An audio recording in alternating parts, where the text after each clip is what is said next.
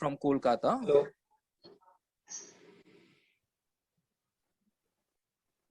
Manish Raj Dhandaria from Kolkata. He has 13 plus years of post-qualification experience in the field of GST and has mentored 65,000 plus students in the field of CACS CMA. And we have also among us Sakshi Jhajadia, founder of My Tax Ports. So with this, I transfer the session to CA Manish Raj Dhandaria to take it forward. So over to you. Yes, so today we'll be discussing the impact of GST on JDA. So first of all, basically when we discuss this, there is a development right which is being sold. But again, this is the development right of the land. So many of the view, because land is outside the scope of GST, so how it will be taxable. But let me clear, the land is outside the scope of GST. But what we are talking about is the right, that to development right in the land. So landowner is basically transferring the development right in the land. Many also argue there is no specific entry for this development right. We don't have any specific tax rate for this, but that doesn't matter.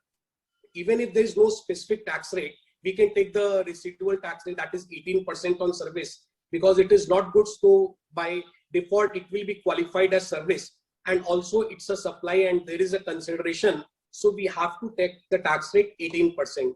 Moreover, what happened, the later on some notifications came that also made it clear that yes, development right is a supply and we have to look for taxability of development right. So there is no question the development right will not be a supply. So it has to be supply. Okay.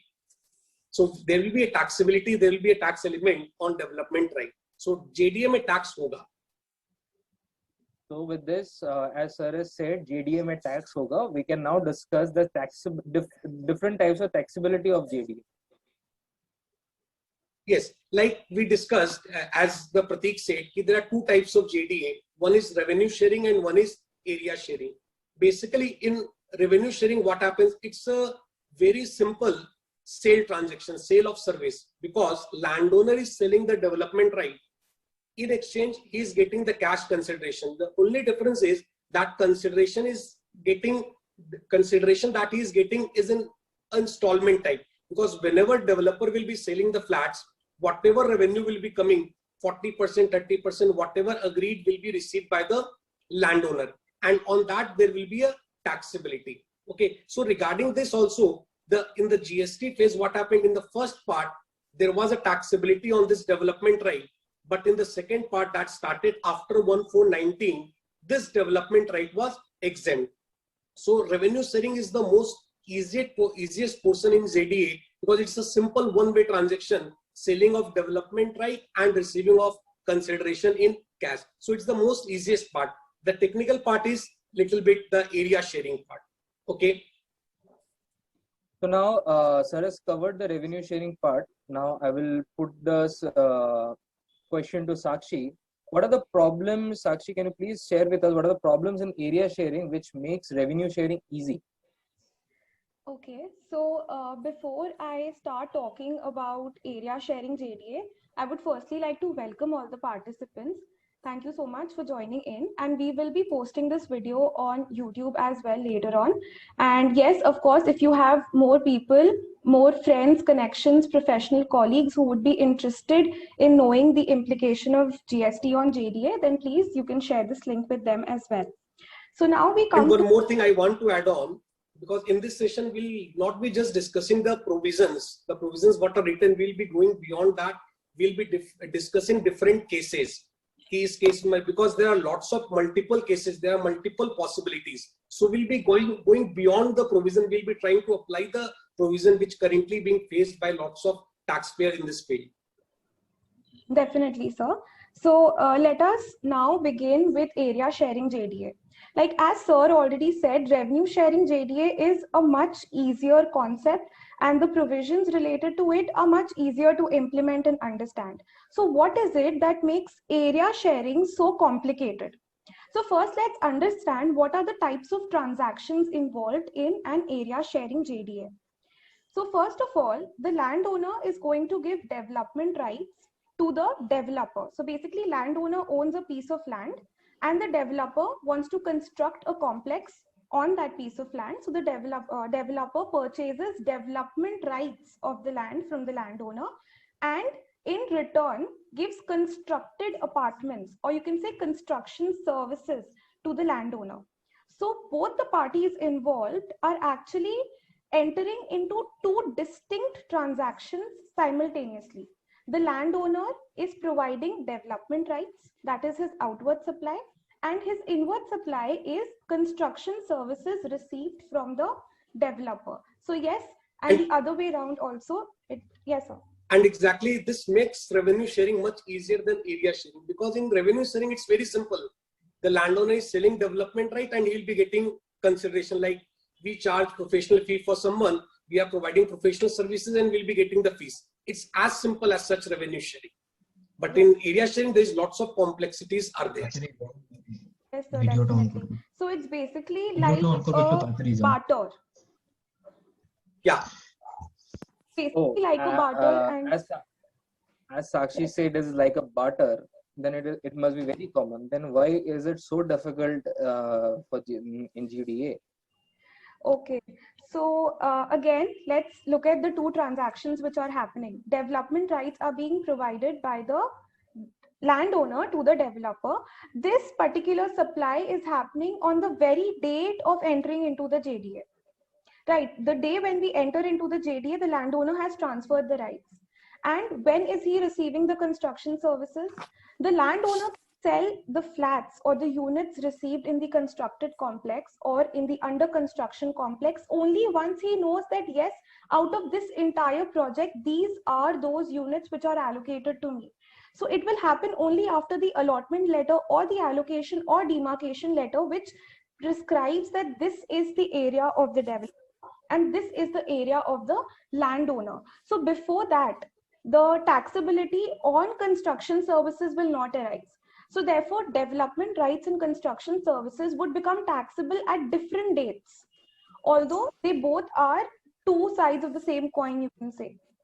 Transactions which are happening simultaneously, which is why area sharing becomes a little complicated and it's not a simple barter transaction that we have been talking about. Yes, it can create further problems, like suppose when any landowner is entering into a JDA with the developer, so he's transferring the development right instantly, and if that happens that he have to pay tax, whoever pay the tax, doesn't matter whether it's the developer or landowner from his own pocket, but that will be creating a huge trouble, revenue problem, working capital problem. So that's why basically both, it's a barter transaction. You take an example, if I am giving you mobile and taking laptop, logically there should be, if both are of the same amount, logically there should not be any payment of tax in cash, because both will be getting the input as well as the output. But in this case, it's a exchange transaction, barter transaction. Still what is happening, as time of, because development right is being transferred as on the date of agreement, but construction service will be received gradually. So it is making difficult. What is being difficult? First, we have to pay the tax. So that's why the things can be made easier if both these dates can be same. Means for developer and the landlord both, if time of supply is same, then things can become easy. So development right, so definitely landlord have to pay the tax when he enter into a JDA. Fine. Yes, but developer is providing construction services. So as per the law, as per section 31 also, developer can also raise the invoice earlier. Means because it is always allowed, if you provide services, you can raise the invoice before providing services. So to make the input output same, what developer can do, he can raise the invoice at the time when they are entering into JDA. But again, the problem is, if he do so, the problem of landlord will not be solved, because landlord can't take the ITC of those construction services because he haven't received those construction services. So that is the problem. So the other way out can be, we can say to the landowner that he delay the invoice, because when landowner will receive the construction services after 2 year, 3 year, 4 year, then he raised the invoice for the development right.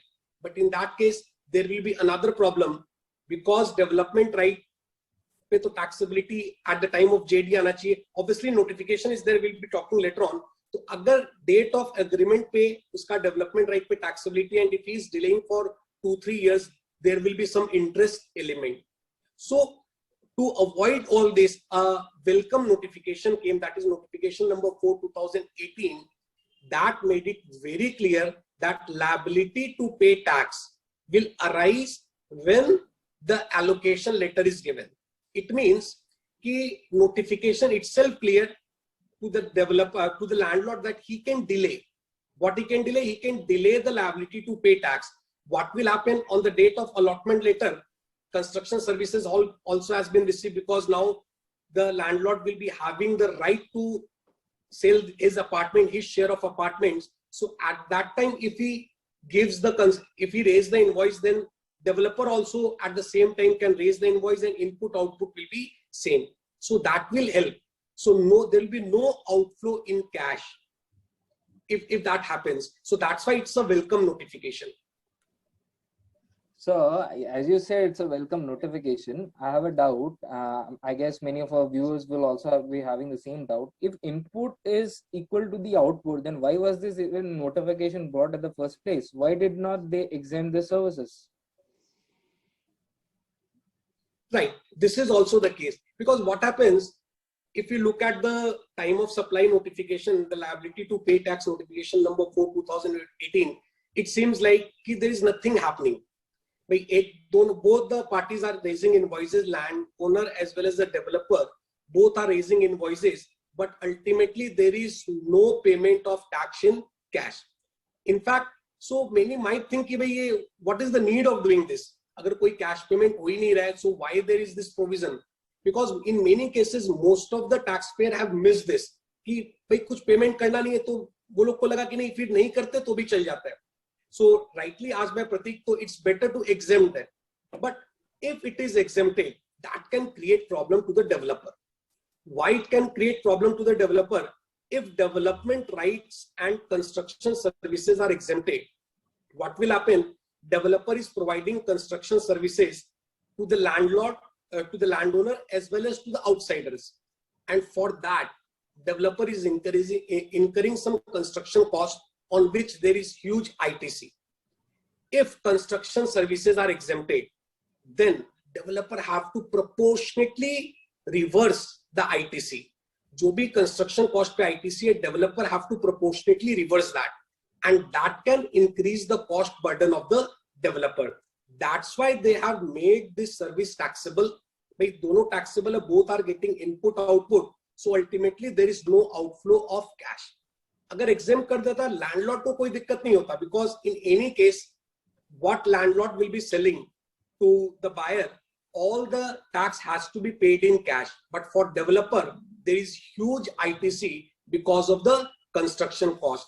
That's why they have not exempted. So if they have not exempted, this is rather in favor of the taxpayer, that these are taxable. Like we currently also hearing regarding vaccine and all, people are demanding it should be exempted. But if that gets exempted, that will increase the cost burden, because once it is exempted, there will be no ITC available. So in this case also, if construction services and development rights are exempted, that will increase the cost burden to the developer. That's why it's not exempted. Yes, definitely, Okay. sir. But the story does not end over here, because there was another notification Yes. which came later in 2019. And that changed everything. Yes, definitely. It changed everything, because after 1419, any agreement, any joint development agreement entered after 1419, against that, all the development rights supplied is going to be exempt. Now, what are the primary differences between the old tax regime, you can say old regime in the sense before 1419, after implementation of GST, and after 1419? So one of the most pertinent differences between these two notifications is that, yes, the time of supply in case of the earlier notification was the time when allotment letter or a conveyance deed or a demarcation letter is issued. As per the new rule, the time of supply or the time when the tax is supposed to be paid is the time of completion certificate, the time when we receive the completion certificate by a competent authority. The other difference is, as per the earlier law, as per the earlier rule, 18% tax was supposed to be levied on construction services and development rights, which has now changed to 1% or 5% on construction services provided to the landowner. Please mark, I'm talking about agreements entered into after 1/4/2019, that is 1st April 2019. So all these agreements, construction services provided by the developer to the landowner will be taxable at 1% or 5%. That can be seen from the notification based on affordable housing, etc. And ITC will not be available. And on the development rights have been totally exempted in the new system. Yes, and that what may, and after 1/4/19, the notification number 3 that came, that gave a major relief to the landowner. To landowner, he don't need to take any registration for JDA. For JDA, he don't need to take any registration because development right that he is giving is totally exempt. Definitely, it is taxable under RCM for the developer, but currently, if we talk of the landowner don't have to pay tax. So if we talk of revenue sharing, in revenue sharing, landowner can go away without taking any registration at all.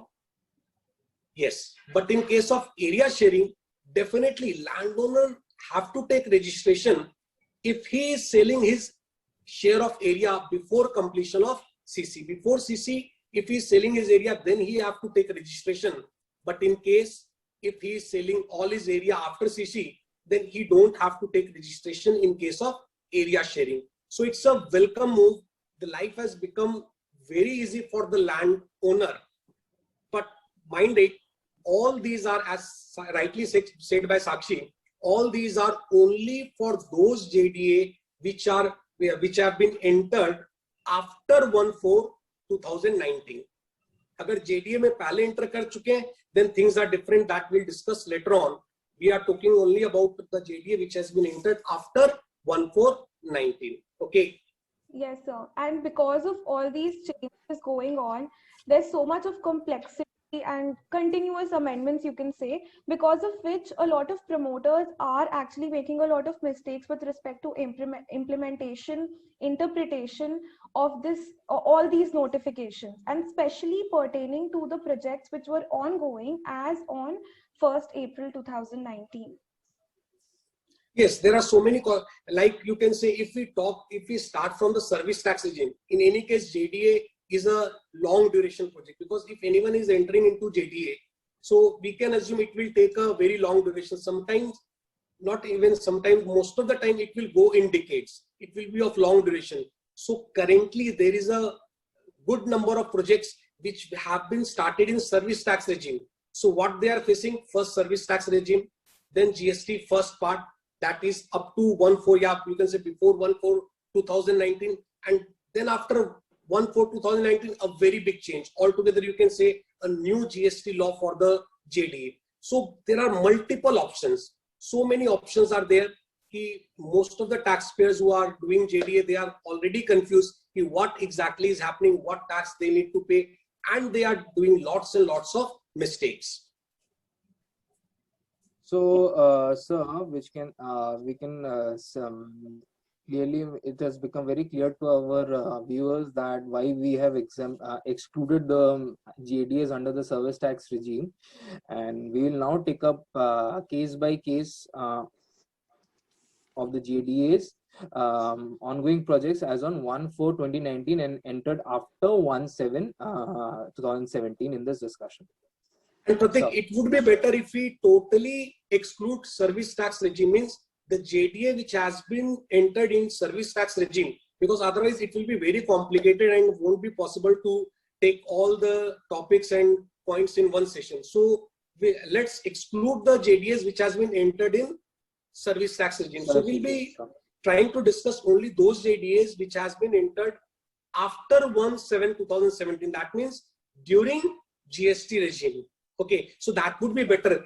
In fact, in this part also, there are lots of multiple options, because you see over here, firstly, we can broadly classify JDAs in two categories. I'm talking only for JDAs which has been entered in GST regime. Even in GST regime, there are two different laws for JDA, we can easily say.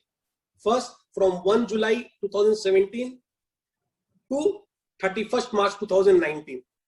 And other is from 1/4/2019, it's going up to date. Okay.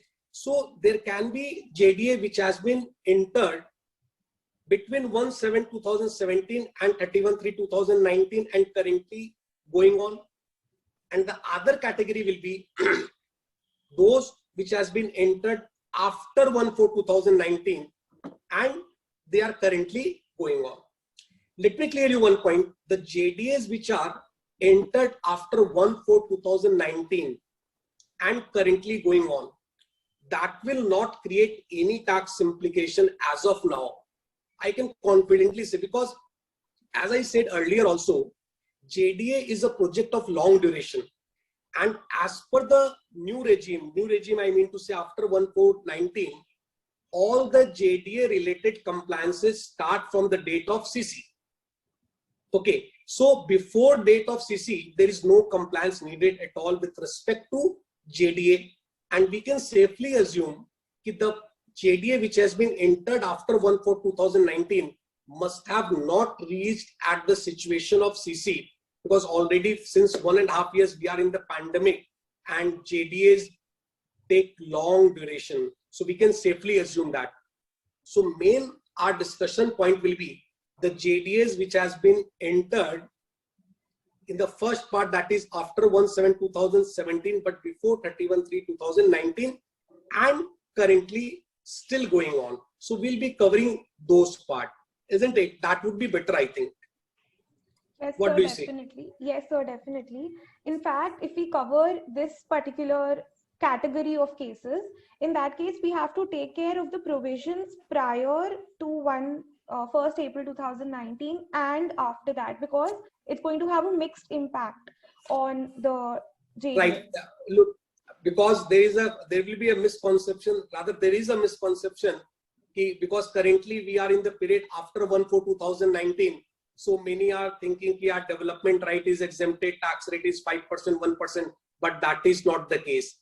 If you have entered into JDA after 1/7/2017 and before 31/3/2019, then altogether old rates will be applied. I said earlier also, the exemption and the new rates for JDA is only applicable if you have entered into JDA after 1/4/2019. So we have to take care of the provisions of the first part of GST and also the second part. When I'm saying first part, before 1/4/2019, and when I'm saying second part, it's after 1/4/2019.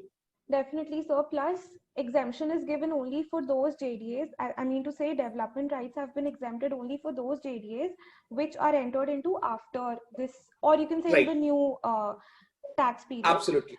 Also, Right. when this particular notification had come, then there was an option given to the promoters that they could choose for the ongoing projects whether they want to go for the old system, that is the old rates of tax, or they want to choose the new rates of tax. So that option was given to the developers and the landowners as per this particular notification. Right, but we have to take care of one thing over here. This option was given only for the sale of flats to the buyers. This option was not for the JDA.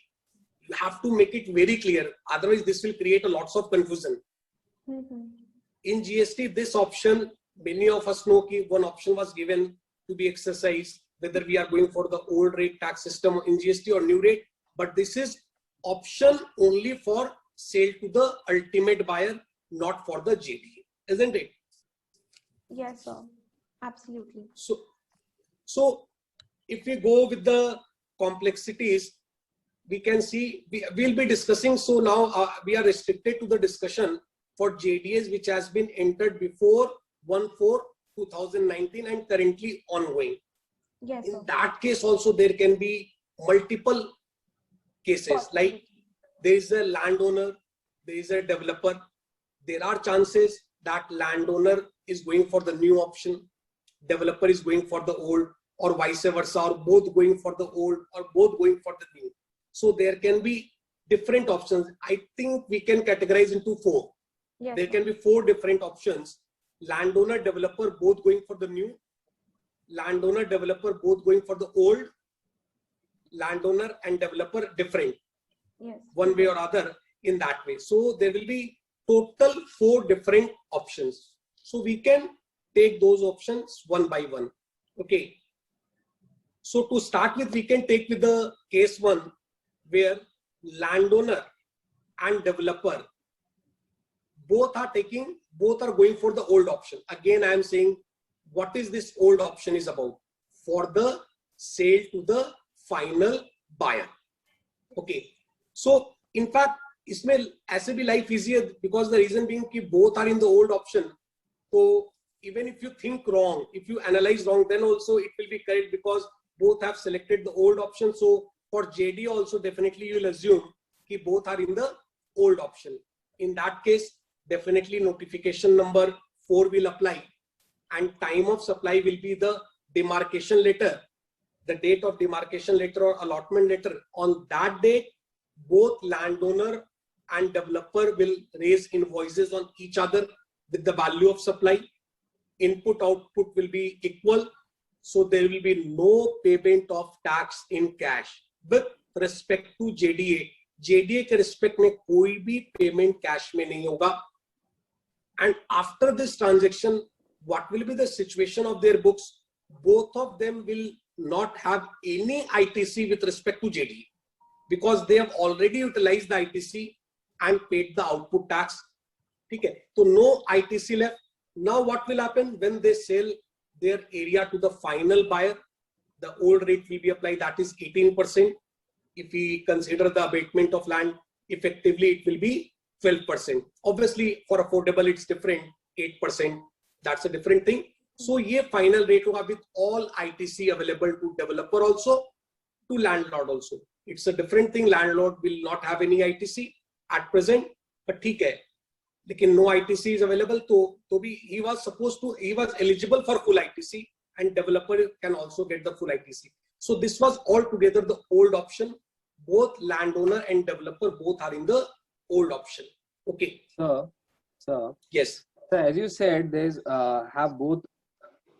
In old option, there is no need to go through the new notification. Sir, does this mean that if both landowner and developer opt for new rate, then they do have to consider the old notifications before 1/4/2019? Well, I would take up this question, sir, if you allow. Okay. Yeah. So this is very interesting because it doesn't go the other way around. I mean, when you are in the old option, then both the landowner and developer, there's no rate change at all. So the new notifications do not matter to them at all. But if both are in the new option, we have to know very well that the joint development agreement was entered before the change in rate of tax, and it is still ongoing. And then they exercise the option of the new tax rates. And as sir already said earlier, that this option was for sale to the buyers, because the joint development agreement was already entered into prior to this particular rate change. So both the notifications will have their role in deciding the taxability of the transaction. And yes, both the transactions which are involved in JDA, that is construction services and development rights, they both are going to attract 18% GST. Actually, then Yes. why 18% if both are new options? Okay, so this is because, see, there was a change in rate as on 1st April 2019. So we have to see the time of supply as per section 14 of the CGST Act. Now, what does section 14 state? Whenever there is a change in rate of tax, then we have to see that when was the supply made? Was it made before the change in rate of tax or after? So in this particular case, in a JDA, the supply of development rights and construction services, they're both happening at the time when we are entering into the JDA. So it's all happening before the change in rate of tax. Also, as we already discussed, since it's a kind of a barter transaction which is happening, so we can say that the consideration itself, the payment also has been done before the change in rate of tax. That is the time when we had entered into the joint development agreement. Now, what does section 14 state? We have to check the date when the invoice was raised. The time of supply would be earlier of the date of invoice and date of payment. Now, date of payment we already know is before the change in rate of tax. Now, irrespective of when the invoice was raised, the tax rate, the time of supply would be as per the tax rate of the earlier regime, or you can say the earlier tax system before 1/4/2019, which is I mean, when the payment was made, that time tax rate we have to take, and payment was made in the form of development right. Yes, sir. Yes, sir. So that's why we are going to apply the old rate, which is 18%, even if the developer and landowner both have opted for the new regime or the new tax rates. Yes, sir. Was it? So basically, in this case, what will happen? The tax rate on JDA part will be the old. For the JDA portion, tax rate will be old. We have to make it very clear because JDA was entered before 1/4/2019. So on JDA, tax rate will be old. Now what will happen? When landlord will be selling his area to the ultimate buyers. Now landlord has taken the option of new tax system. That means it's 5% and 1% without ITC. So here comes the twist. Now look what happens. When landowner and developer, they have exchanged the development right and construction services, what they have done, input output karke, there is ultimately zero outflow of tax. But now there comes a question, is landowner eligible to take the whole ITC on construction services that he received? क्या landowner को पूरा ITC मिल सकता है क्या? नहीं. If you read the notification properly, the latest notification, that is 3/2019, if I'm not wrong, in that it is very clearly mentioned that landlord, while selling his flats to the buyers, will charge the rate of 5%. But in that case, he can take ITC. That ITC will be limited up to the amount of output tax that he will be charging on his supply to the buyers. भाई buyer को cell करके जितना output tax उसको मिलेगा, केवल land owner उतना ही ITC ले सकता है. What does it mean? He have already utilized his whole ITC to pay the output tax on development right. Now comes the questions, what will happen now, because he was not supposed to take the whole ITC. He was only supposed to take the ITC to the extent of amount of output tax that he is paying on sale of flats to the buyers.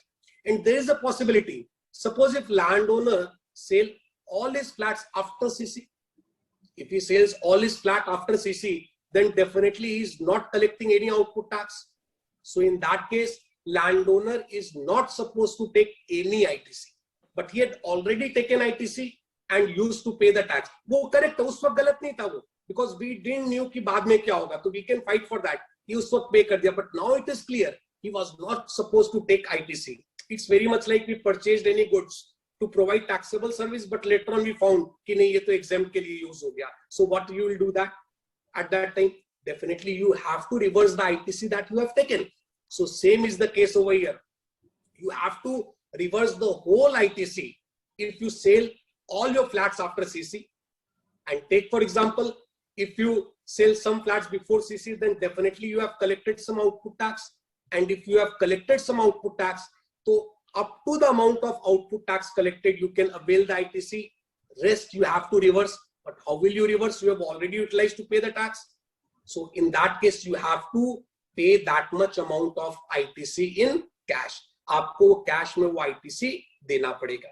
This is a very important point, and I am sure most of the landlords, जो भी landowner होंगे, they don't know about this and they are doing this mistake.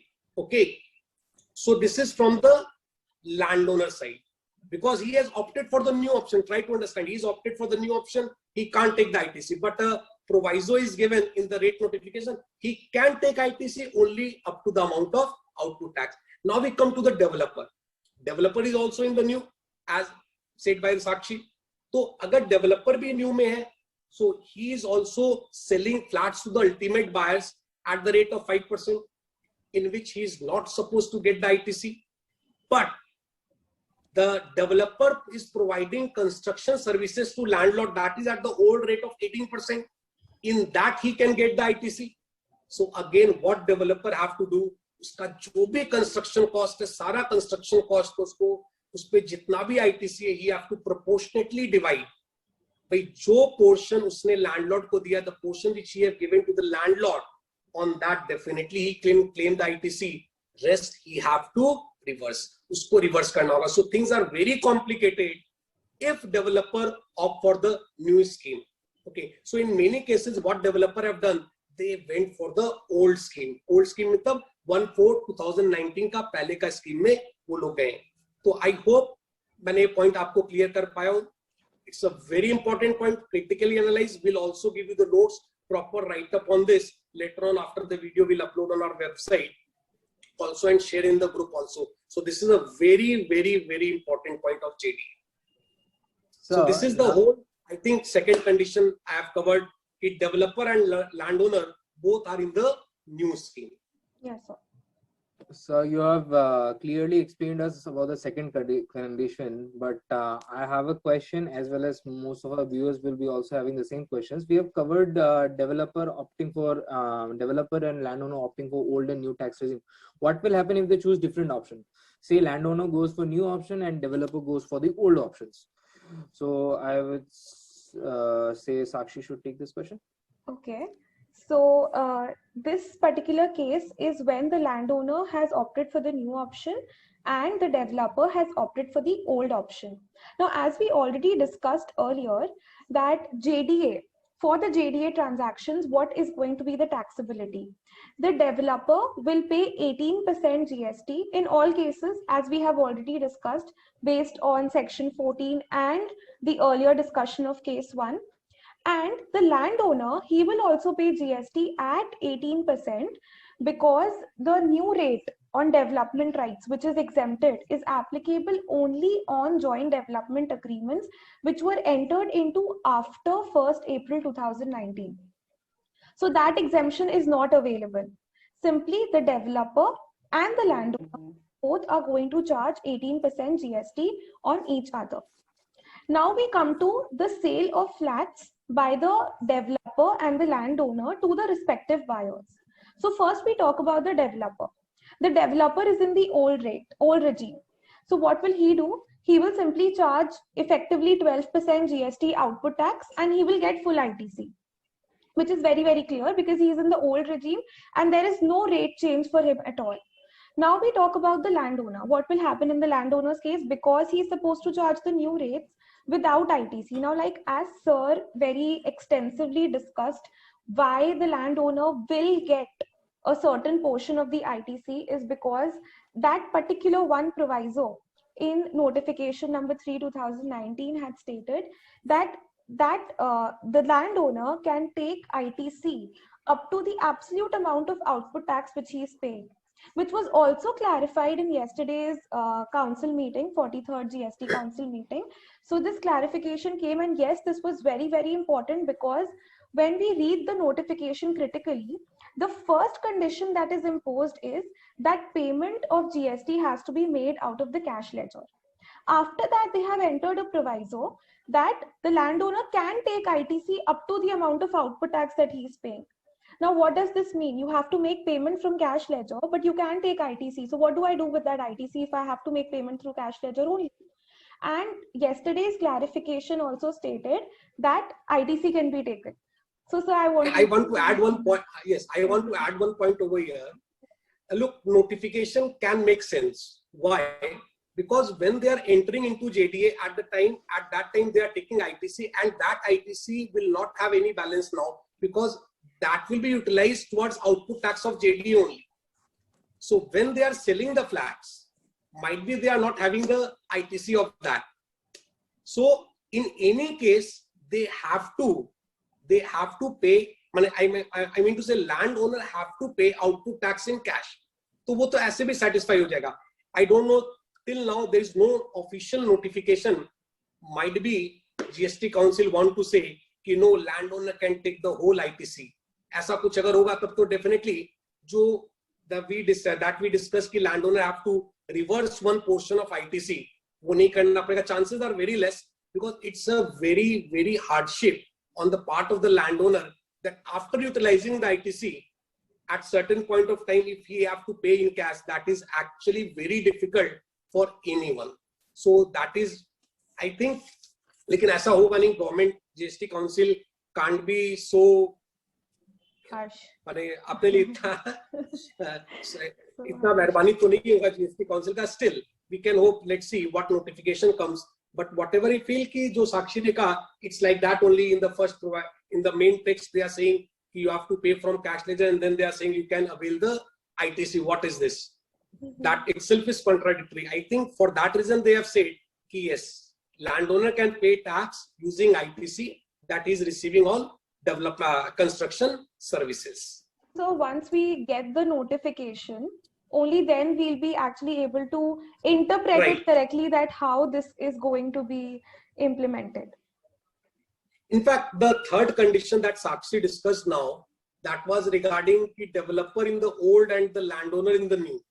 Okay, if you critically examine, if we have discussed the first two cases, everything is covered. Because in first case, we covered both are in the old. In the second case, we covered both are in the new. Now it will be just permutation combination.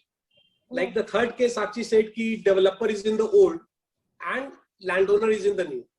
And I say you again, if anyone is in the old scheme, again this old scheme is for sale to the buyer, और JDA का तो ऐसे भी old ही होना है, कोई chance नहीं है. क्यों old होना है? Because we are discussing JDAs which are been entered before 1/4/2019. Please, ये बहुत important point है जो हम लोग 10 बार repeat कर चुके हैं. It will make a big difference. तो अगर 1/4/2019 के पहले JDA एंटर की है तो JDA पे तो ऐसे भी ओल्ड रेट होना है, और डेवलपर ओल्ड रेट यूज किया, सब कुछ उसके लिए ओल्ड है, उसको नया नोटिफिकेशन देखना ही नहीं. Now similarly the last case left is what? Developer new and landowner old. Yes, sir. Isn't it? So here also we'll apply the same concept and try to understand who is old, landowner is old. So for that I can safely say for landowner everything is old, because JDA ka provision will be definitely old for paying taxes, and for sale to the buyer is also old. So in any case सब चीज developer के landowner के लिए सारी चीजें ही old है. तो what will happen? Again same date of demarcation या allotment letter के दिन वो input output बराबर होगा. The tax amount, no ITC will be left because that has been utilized to pay the output tax. उसके बाद whatever he will be selling to the buyer, he will collect tax and pay. ऐसे भी उसके पास ITC बचा नहीं है. ठीक है, कुछ marketing वगैरह का ITC हो सकता है. Suppose he is marketing at his own, तो उसका commission वगैरह पे कुछ ITC हो सकता है. So landowner is in the new scheme, so he can take that ITC also. And again now developer is in the new. So if developer is in the new scheme for JDA, he is still in old. He had paid output tax on construction services and received input on development right at the rate of 18%. Uska input output already barabar ho chuka hai. But as he is in the new scheme, developer is in the new scheme, he will be selling to the buyers at the rate GST rate of 5%, and he is not supposed to get the ITC. Okay, so simply what developer have to do, he have to proportionately reverse the ITC with respect to sale that he is making to the buyers, not with respect to sale that he is making to the landlord, because landlord को जो sale कर रहा है उस पे tax rate क्या है? 12% effectively, you can say 18% land को छोड़ के. तो ऐसे भी डेवलपर जो लैंडलॉर्ड को दे रहा है उसमें लैंड का पार्ट कोई नहीं, तो it will be 18%. It all depends on value of service, अपने क्या लेते हैं. So I want to say one thing here कि instead of making so many cases, what we can do, we can discuss only two things, like landowner whether he is opting for new or old separately, and developer whether he is opting for new or old. That will be sufficient. But in all the four cases, for JDA purpose, everyone is in old, because again I am repeating, they have entered into JDA before 1/4/2019. And things become difficult when they are in the new, not in the old, because old में तो सब ITC मिलेगा. When anyone is in the new, they have to reverse one portion of ITC. That has to be taken care. Definitely. तो आप So I simple think इतना ध्यान we रखिए, should. चाहे developer. Definitely, sir. Yes. Yes. Yes, sir. Thank you, sir. No, Sir, one sir, second, do you one want to second, one continue? second. Yes, Sure, Sakshi. I was saying that since there are so many different cases, then it's better that we give a proper write-up or maybe a tabular representation of this entire thing to all our viewers for them to understand it better. You were saying something, sir. हाँ, नहीं, that's what I was saying कि आपको खाली यही ध्यान रखना है, whoever is the taxpayer, if you are in the new scheme, you have to do some reversal. Absolutely. If you are in the new scheme, you have to do some reversal, whether you are a landlord or whether you are a developer and you have entered into JDA before 1/4/2019, you have to do some reversal. ये आपको mind में रखना है. अगर old scheme में है तो कोई दिक्कत ही नहीं है, कोई रिवर्सल की आपको दरकार नहीं पड़ेगी बिकॉज ऑफ JDA. बाकी दूसरे reversal I am talking about JDA के कारण आपको कोई भी रिवर्सल नहीं करना है.